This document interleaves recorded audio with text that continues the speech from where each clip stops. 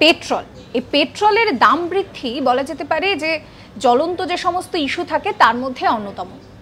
এই পেট্রোলের দাম বৃদ্ধি শুধুমাত্র যারা পেট্রোল ব্যবহার করছে তাদের জন্য যে ভীষণভাবে অস্বস্তিকর হয় তা নয়, এই পেট্রোলের দাম বৃদ্ধি রাজনৈতিকভাবেও একটা ইস্যু হয়। বিভিন্ন সময় দেখা যায় যে সরকারকে এর জন্য দায়ী করা হয়। শুধুমাত্র ভারত নয়, বিভিন্ন জায়গায় পেট্রোলের দাম রীতিমতন আকাশ ছোঁয়া।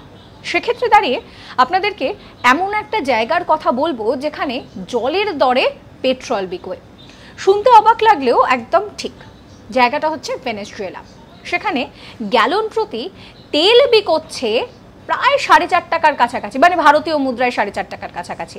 আর আপনি যদি লিটারে হিসেব করেন তাহলে সেখানে প্রতি লিটার পেট্রোল বিকোচ্ছে ভারতীয় মুদ্রায় 1.5 টাকারও কম। ভাবতে পারছেন, যেখানে এক এক সময় ভারতে 100 টাকাও পেট্রোলের দাম ছুঁই ছুঁই হয়ে গিয়েছে, কখনো কখনো কোথাও কোথাও 100 পার করে গিয়েছে, সেখানে দাঁড়িয়ে এই জায়গাটা এমন একটা জায়গা যেখানে পেট্রোলের দাম এতটাই সস্তা, জলের দরে পেট্রোল পাওয়া যায়। এখন প্রশ্ন হতে পারে যে কেন? তার কারণ এখানে বিশাল বিশাল তেলের রিজার্ভার রয়েছে, তাই জন্য। সাবস্ক্রাইব করবেন আজ তাক বাংলার ইউটিউব চ্যানেলকে।